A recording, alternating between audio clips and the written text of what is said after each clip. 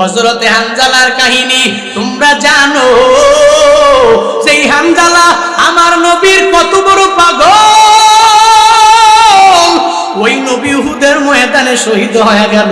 হানজালার বাসর রাতের মধ্যে নবী বলে, ও হানজালা তুমি উহুদের ময়দানে যাওয়া লাগবে না, হানজালা তোমাকে বাসর রাতের মধ্যে একটু রুখসত দেওয়া হলো, যাও যাও ওই ঘরের মধ্যে বাসর রাত তুমি সুন্দর করে উদযাপন করে নাও।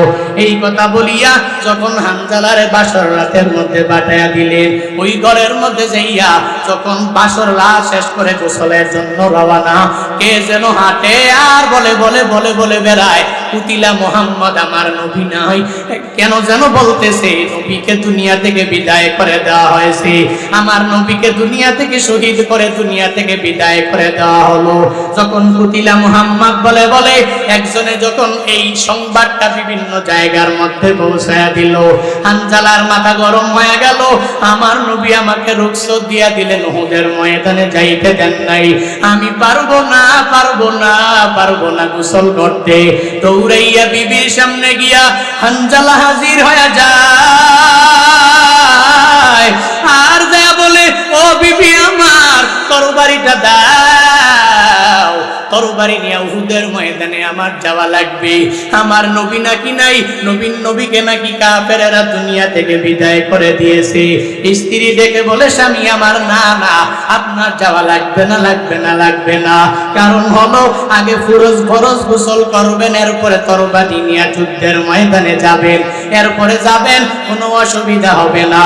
হানজালা ডেকে বলে, স্ত্রী তোমার অন্তরের মধ্যে নবীর প্রতি কোনো মহাব্বত কি নাই? তোমার অন্তরের মধ্যে আমার মদিনাওয়ালা নবীর প্রতি কোনো প্রেম নাকি নাই? তুমি আমারে যেই গোসলের কথা বলতেছো, আমার নবী যদি দুনিয়ার মধ্যেই না থাকে তাহলে আমি কার জন্য গোসল করব? ও বিবি আমার তরবারি দাও, তরবারি দিয়ে আমি যুদ্ধের ময়দানে হাজির হয়ে যাব। এবার বিবি যখন তরবারি দিয়ে দিলেন, হানজালা তরবারি নিয়ে উহুদের ময়দানে হাজির হয়ে যায়। যাওয়ার পরে ওই জায়গায় কাফেরের বিশাল একটা দলের মধ্যে ঢুকে গেল। অনেকগুলো কাফেররে দুনিয়া থেকে বিদায় করে দিয়া জাহান্নামের মধ্যে পাঠাইয়া দিলেন। এরপরে নিজেও শাহাদাতের পেয়ালা হানজালাও পান করে ফেললেন। ইন্না লিল্লাহি ওয়া ইন্না ইলাইহি রাজিউন ওয়া লা তাকুলু লিমান ইউকতালু ফি সাবিলিল্লাহি আমওয়াত বাল আহইয়া ওয়ালাকিন লা তাশউরুন। ওই সময়ে হানজালা শহীদ হওয়ার পরে উহুদের ময়দানের যুদ্ধ যখন শেষ হয়ে গেল, নবী সাহাবায়ে কেরামকে নবী জানায়া দিলেন, হে সাহাবায়ে কেরামরা যাও যাও উহুদের ময়দানে ঘুরে ঘুরে ঘুরে ঘুরে যেই শহীদ সাহাবা, এদের গোসল দেওয়া লাগবে না, বিনা গোসলে এদেরকে দাফন করে দাও। এর কারণ কি জানোনি? কারণ আল্লাহর প্রেমে প্রেমিক হইয়া, নবীর প্রেমে প্রেমিক হইয়া এরা দুনিয়াতে টাকার জন্য না, এরা দুনিয়াতে বাড়ি গাড়ি করার জন্য শহীদ হয় নাই, এরা দুনিয়ার মধ্যে আমার আল্লাহর ধর্ম কায়েম করার জন্য, আমার মদিনাওয়ালা নবীর প্রেম আর ভালোবাসা দৃষ্টান্ত স্থাপন করার জন্য জিহাদের ময়দানে এসে এদের তাজা রক্তগুলো জমিনের মধ্যে বিলীন করে দিয়া দিল। না না, এদের কোনো গোসল দিয়া শহীদদেরকে গোসল দেওয়া যাবে না, গোসল দিয়া কবরের মধ্যে দেওয়া যাবে না। এর কারণ কাল হাসরের ময়দানে যখন মাওলার দরবারে উঠবে, শহীদেরা কারো হাত নাই, এই অবস্থায় মাওলার দরবারে চলে যাবে। কারো একটা পা নাই, কারো দুইটা পা নাই, কারো হাতও নাই, পাও নাই অবস্থায় আমার মাওলার দরবারে যখন হাজির হয়ে যাবে, আল্লাহ বলবে, তোমরা কারা? তোমরা এভাবে কেন?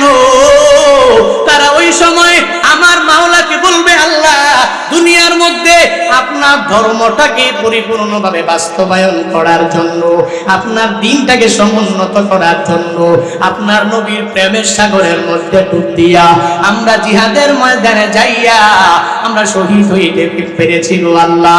আজকে এই হালাতে তোমার কাছে আমরা হাজির হয়ে গেলাম। ওই সময় আল্লাহ শুহাদাদেরকে ধরে ধরে জান্নাতের মধ্যে দিয়া দিবে।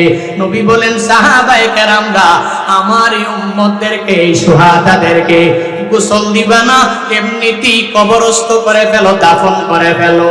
এই কথা বলার পরে সাহাবায়ে কেরামরা সব লাশগুলো একসাথে করে, সব শুহাদাদেরকে একসাথে করে যখন দাফন দিয়া দিবে, ওই সময় একটা মহিলা নবীর দরবারে এসে হাজির হয়ে যায়।